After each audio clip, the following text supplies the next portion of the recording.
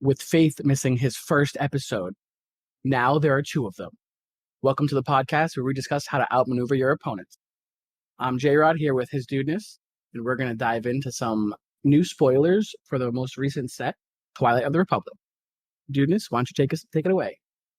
First, we should talk about, after we recorded the podcast last week discussing the various rewards for the upcoming Planetary Qualifiers, FFG has come out and said that they plan to rectify the situation because the overall community response to these prizes for the PQs was very subpar. I don't know if that's the right word. People weren't happy. Disappointed, all these things. And I think, honestly, the most egregious thing was they had participation promos that didn't meet the level of the participants, thereby meaning they're not actually participation prizes. Right. So that's the first. They haven't actually said as of yet how they're going to fix it, but they do plan to rectify it in some way, shape, or form. My hope is just at the bare minimum getting us the right participation numbers. They even skipped, there was a stream this past Wednesday talking about the upcoming qualifiers and how to prep for them and stuff, but they canceled that stream so they could focus on this, and hopefully this stream coming up this Wednesday will shed some more light on how they actually plan to fix it. Yeah, I'm actually really interested to hear what they have to say about that, because it's going to be a really tight window. Like, I know the Texas one that you're heading to is, I think, next weekend, right? Or something like that? Yes. And I know, like, Corey's flying out there, so if they have other prizes to potentially give out, like, Corey can just bring it to that one himself. So that kind of works out, but, like, how are they going to handle the other ones also on this first weekend? And, like, so we'll see. It'll be interesting, but glad to see that they had such a quick response, because they could have absolutely just said, okay, we heard the feedback, we apologize, this is what it'll be for the set.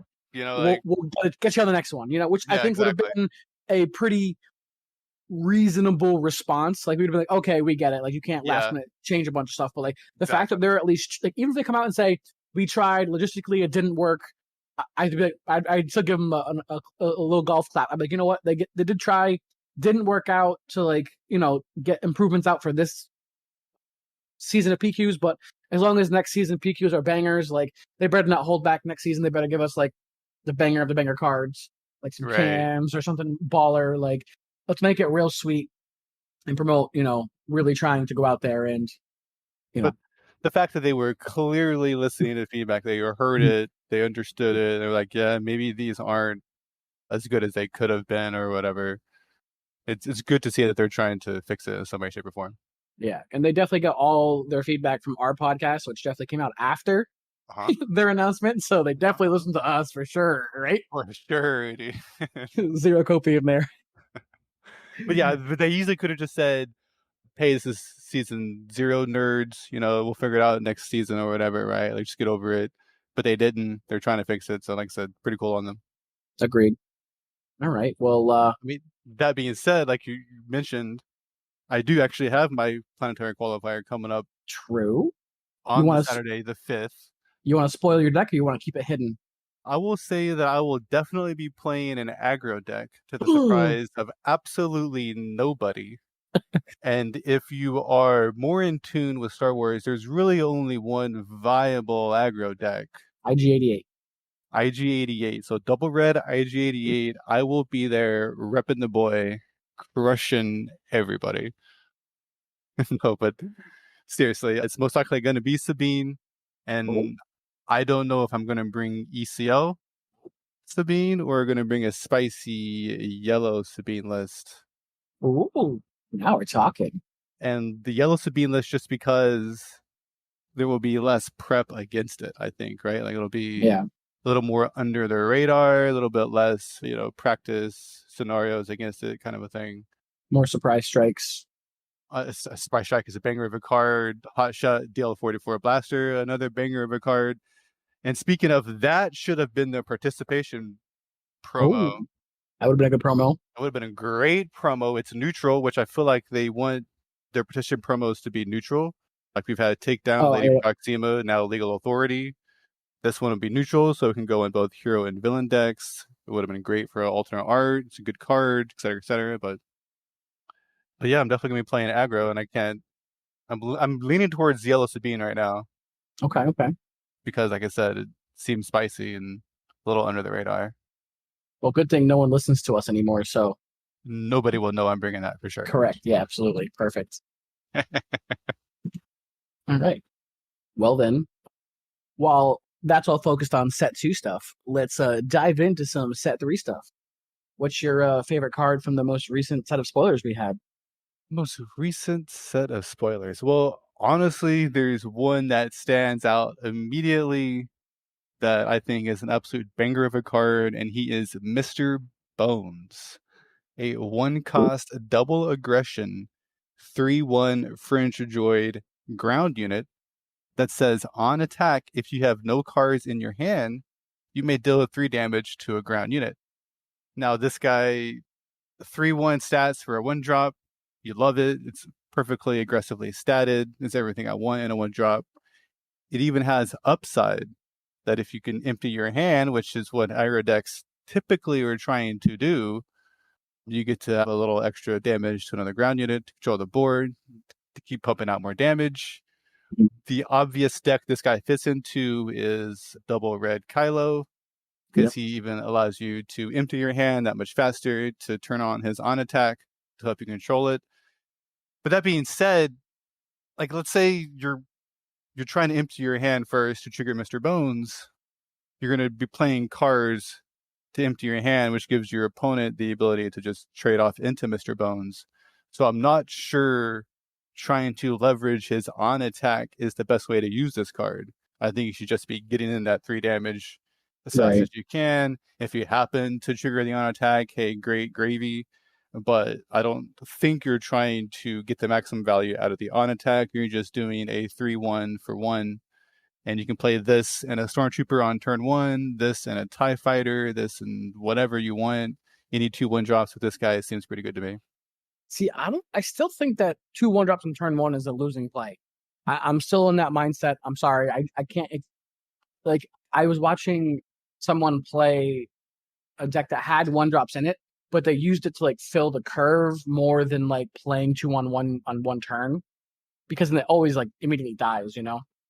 So I think that the 1-drops are better to like, oh, I want to play like Boba Fett on turn 4, the unit, and then I also want to play Greedo, right? Like I think that's a good turn, right? Because you're getting a lot more power on the board than you typically would for just a 4-drop. 4-drops are going to have like 4 attack typically, maybe 5. Right. So I think they're better used for that, in my opinion, but I am no expert in aggro decks, so I could be very wrong in that. But I think this card is very good. It will probably be a pretty sweet hyperspace card that I will be looking to acquire at some point.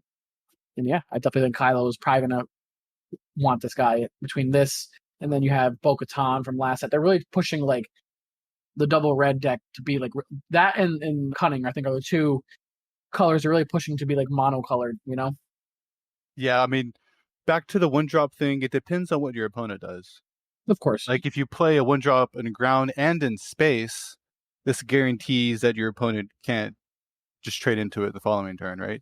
Yeah. Or if they go ground, you double 1-drop into space, or vice versa, then you're up to a huge advantage off turn 1. But if they lane down, dude, you're definitely in trouble. If they're like, oh, you look A-wing, you're like, hey, Mr. Bones, or Mr. Bones and like the Stormtrooper or whatever it is. Yeah, Stormtrooper, or even just Benthic 2 tubes, right? Like, I mean, yeah, oh yeah, you're swinging for 7 next turn. Just thinking about it is giving me a Mr. Bones. Okay, relax. This is a children's podcast. It's not like, you know what I mean. Family friendly podcast. Family friendly, of course. I know we have young people who do listen in. So, all right. Well, I'm gonna go to my favorite card spoiled, and if anyone who knows me or is friends with me on Discord, it's probably zero shocks to you the card I'm gonna say, because even though I don't think he's amazing, I'm still gonna play a lot of him, and that is Captain Rex. He is a 5-cost command hero leader fighting for his brothers. He has an action, says 2 and exhaust. If a friendly unit attacked his phase, create a clone trooper token. then he deploys for 5, and he deploys at a 2/6. And then when deployed, create a clone trooper token. Each other friendly trooper unit gets +0/+1. So if you know the meme in our little group here with Faith and Dudeness, I am well known for deploying my leaders into 3 open resources into villainy, vigilance, Yep. and getting power of the dark sided. So the staff at FFG thought, well, let's give Jrod a leader, his favorite leader, so he can't get power to the dark sided anymore. Here's Clone Captain Rex, just for me. So thank you, FFG. I appreciate it. I will no longer be getting power of the dark sided, and we can all live happy now. No, but that's jokes aside. I think Rex is cool. I'm excited to try him in Twin Sons. I'm a Twin Sons podcaster now. And we'll see. I mean, this guy definitely lets you keep coordinate on, I feel like, pretty reasonably. Yep. He's probably going to lean more towards an aggro mid-range than a controlled mid-range, which is where I prefer to play. But it's my boy Rex, and I will definitely have a showcase of this guy. So I will probably be wanting to play him as much as possible. So he will, at minimum, be my for fun deck for Premiere. And then he'll definitely be paired with Ahsoka for my Twin Sons deck. So I'm super excited to have him in the game, and creating clones is cool, and giving him a buff is cool. So we'll see how that all stacks out. But yeah, I'm excited for him. Yeah, agreed. Creating clone trooper tokens is fun. Now, the only thing here, though, it does cost 2. I think the ability would be broken if it cost 1. So I understand why it costs 2. And it's going to be, or at least you can trigger it as turn 2, because obviously you can't attack turn 1. Right. Unless we get a 0-cost ambush unit, ? Technically, Falcon can attack turn 1 with leader set 1 Han. But even then, you don't have the 2 to pay for the right. Thing, right? Yeah. So, like, seems like realistically, earliest you're using this is on turn 3 to attack with something and play a 2-drop, but then create a clone trooper token. It feels like definitely the guy who's trying to turn on coordinate, because he just gives you extra bodies to help you do that. And a very good point about the power of the dark side. This leader can never get power of the dark sided because he always has that extra buddy to have that buffer. Yeah. This is actually, he's a rare leader. And I think this is another one of those rare leaders that I think will have play in a limited environment, because there's really no heavy restriction on his ability. It's just pay 2. As long as you've attacked, you can create a clone trooper token, and that's always going to be relevant in draft. Yep. So this is interesting that another rare leader, along with Mace Windu, they feel like they're perfectly fine in a limited environment, which is a little weird, because the whole purpose of rare versus common is that rare is supposed to be less viable in the limited environment. That's why they are, in fact, rare. I agree. I think he'll be good at limited as well. Yeah, like I could definitely see me playing this at the pre-release if I get the right support, or in a draft, right? Like I could definitely see that. But I'm excited just to create a bunch of clone trooper tokens too. Like I want to go wide with a bunch of tokens. That's definitely a deck I will be at least testing with, or trying to brew with, or whatever, to see if it works. And Captain Rex feels like the right commander for that deck. Absolutely. I will say that, like, I think his ability is something that you shouldn't be like focusing on. Yeah. It's kind of like, oh, I'm playing the game typically, and then, oh, I have 2 and I've attacked, so I can do that. You right. Can create or a free thing to curve out, whatever, right? Like, or I think the option is with him is like against like control decks, right? You don't really want to play everything out of your hand because you want to make them use other cards to get rid of stuff, right? So I think that's where he can really play well, is like, oh, I get an attack off, I make a unit. Now I don't have to play a card out of my hand. I can do something else. You know what I mean? So I think that could be an interesting combo for him.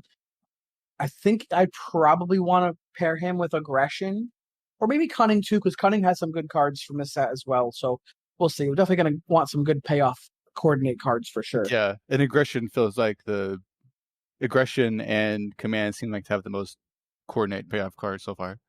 Yeah. So yeah, for sure. Nice. Oh, but actually, there's a good point about the whole control though.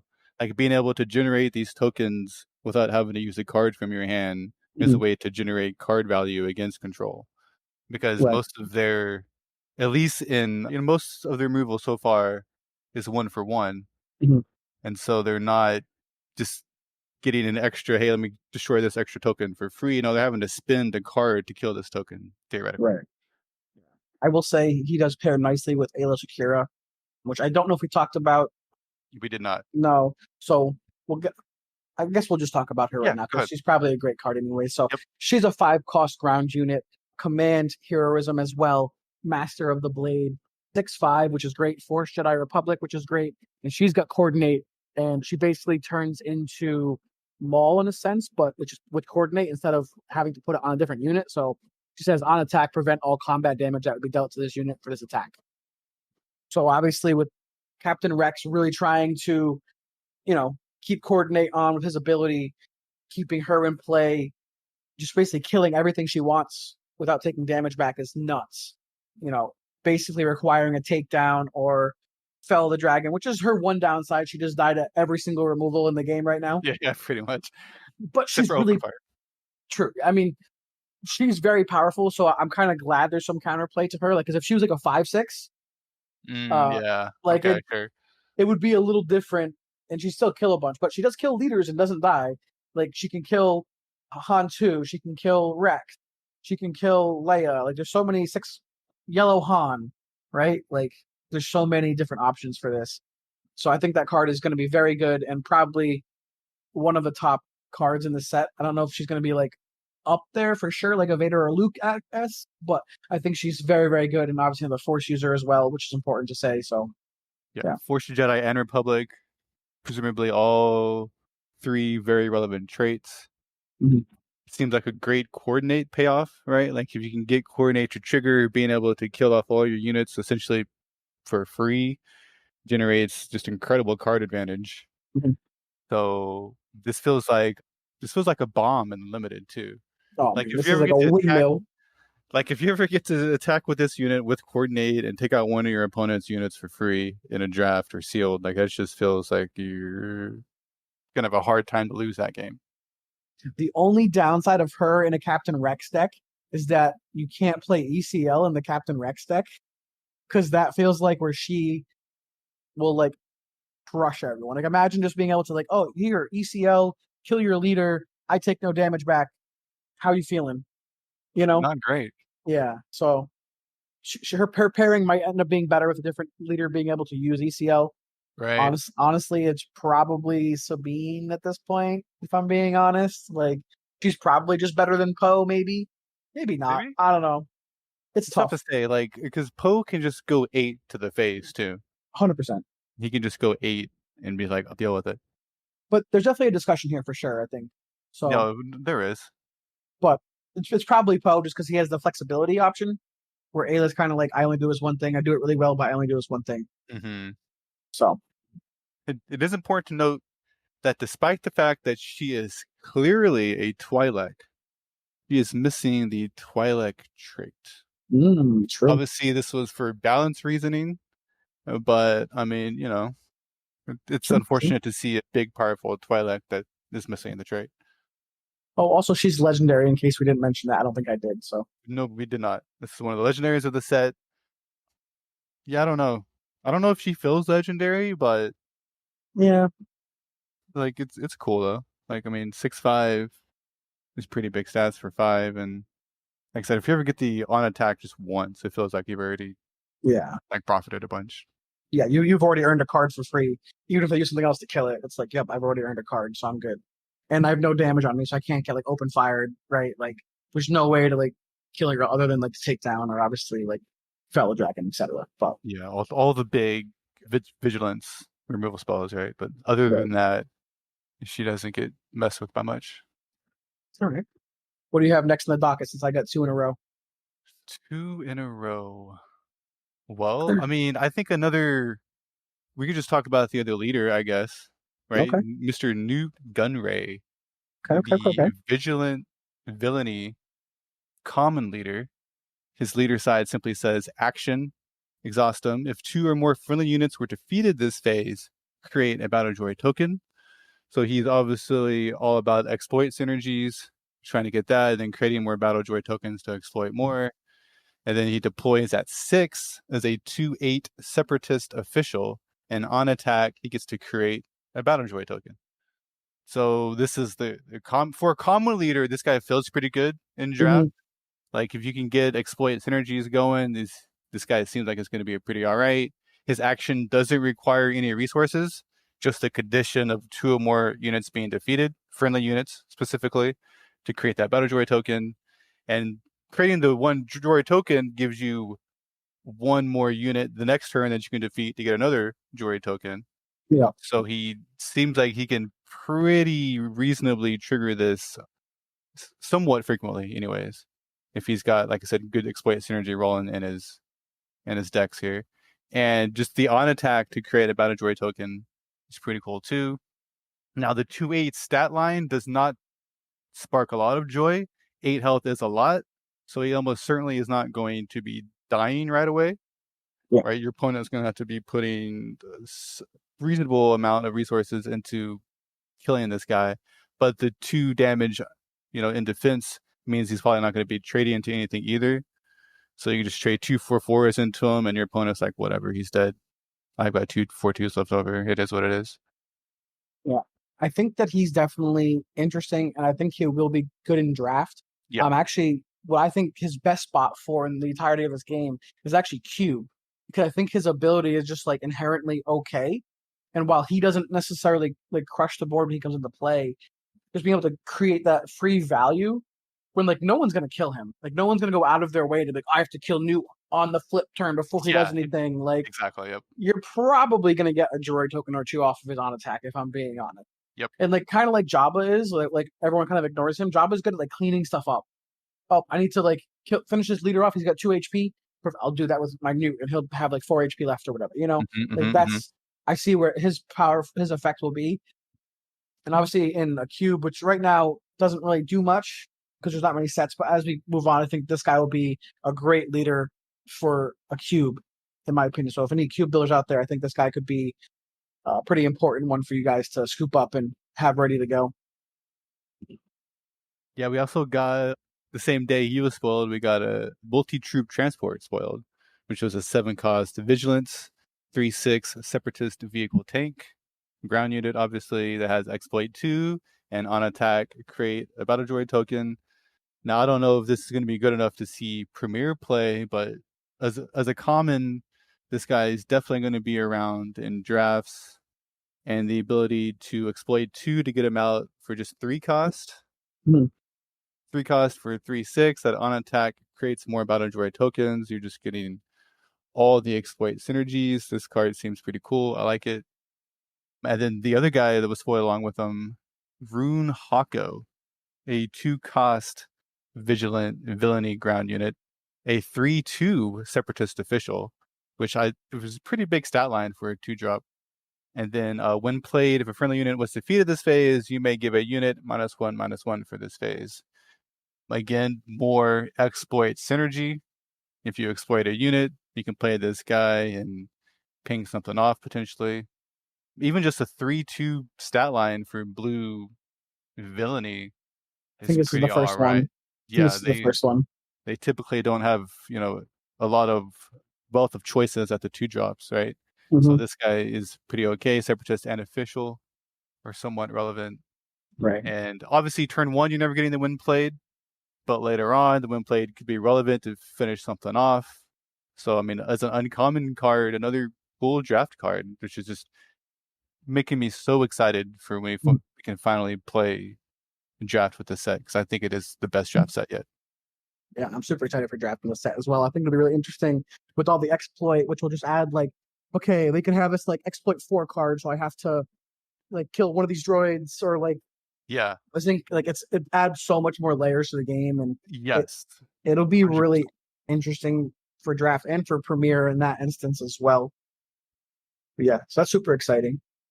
It's really fun. And there is one last Oh, vigilant villainy card I want to talk about, and that is the 9-cost Malevolence space unit.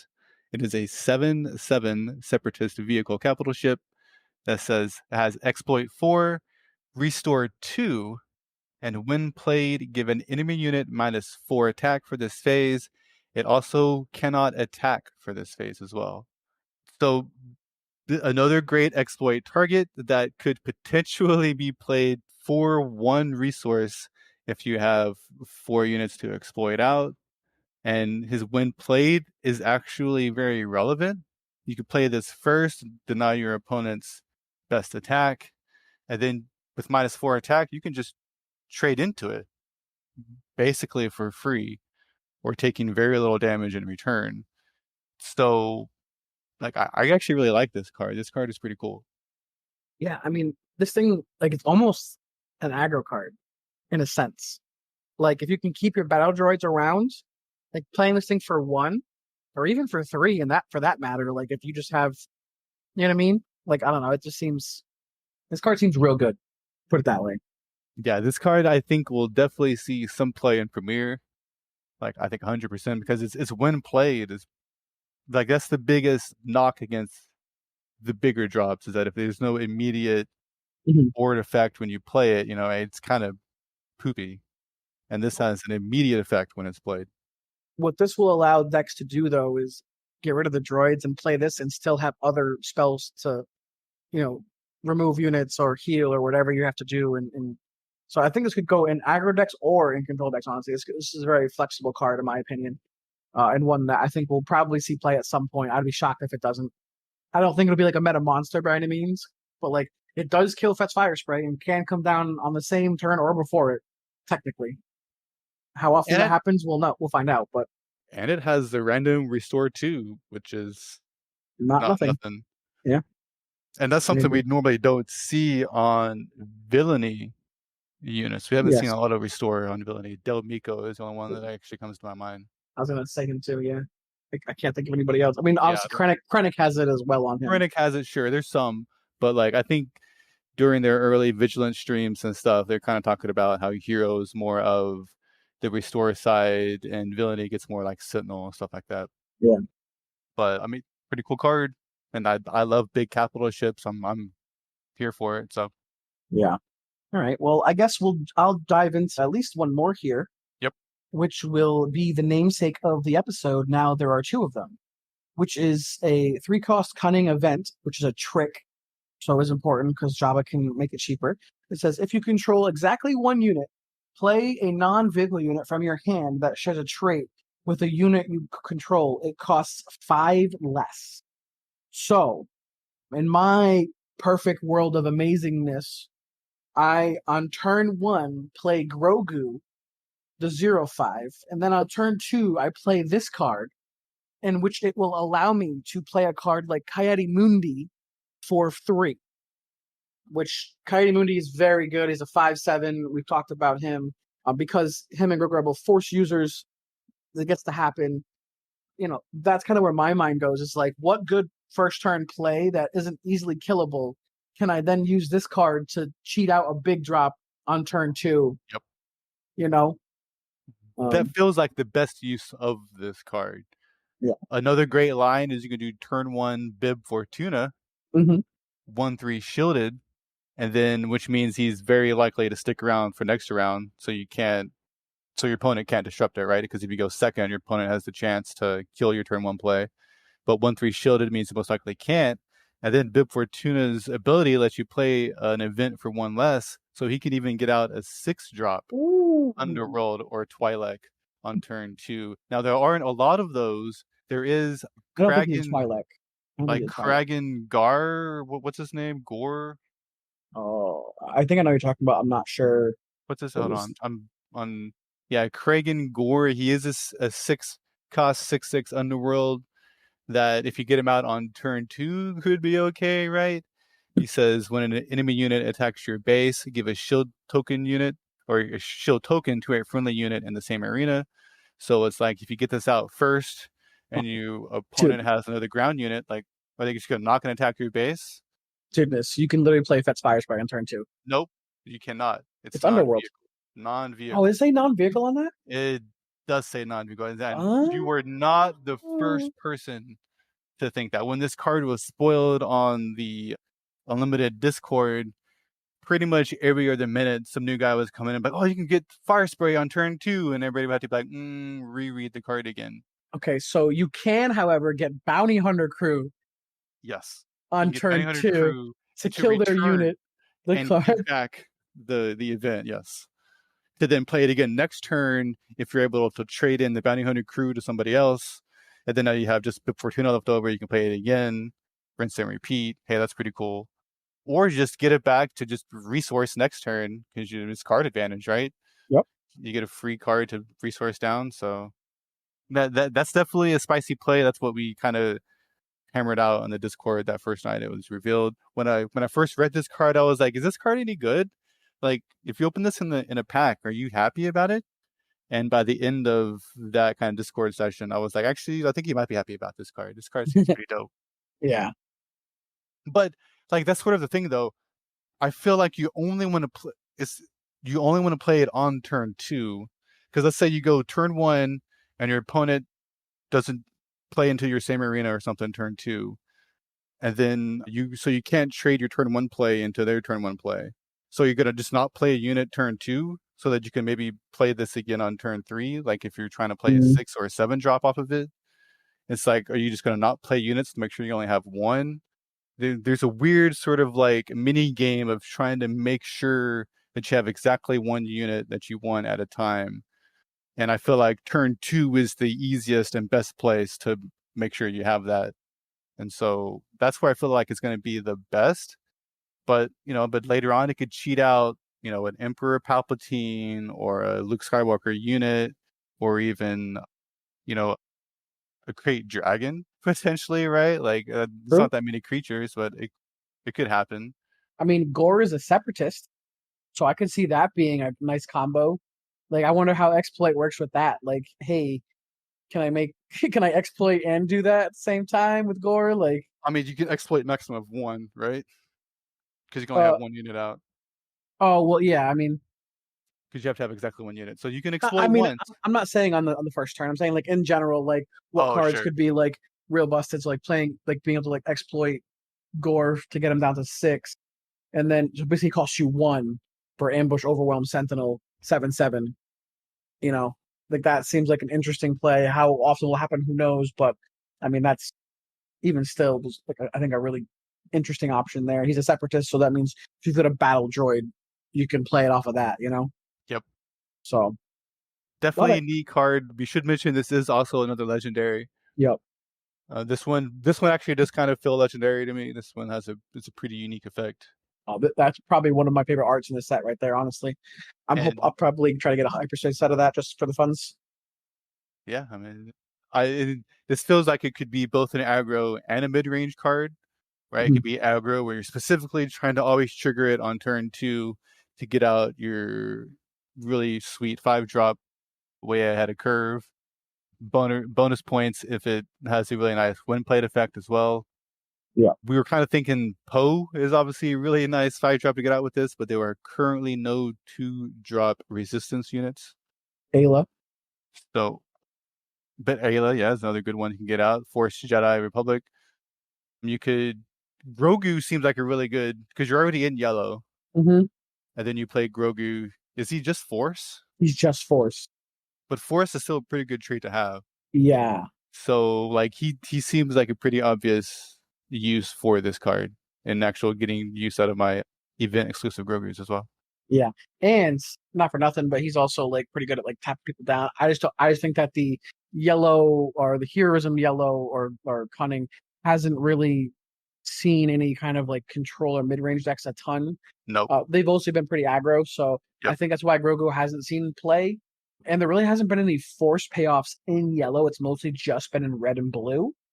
So then that means you have to pick red or blue basically to get the force payoffs for your force card. Because Grogu is insane with force choke because you get to play him and then no one kills him on turn 1 unless they have force choke. And then if like force choking Grogu, then sure, sounds great, right? So I don't know. Grogu is definitely one of those cards that I think with the whole skew of like how they're designing the set could really see an uptick in play because he's a great card. I just think he hasn't had the best opportunity. Deck, yeah, right deck to go into, right? He doesn't have a right home, but set 3 might give him a good home to actually go into, which is cool. I like that. Yeah.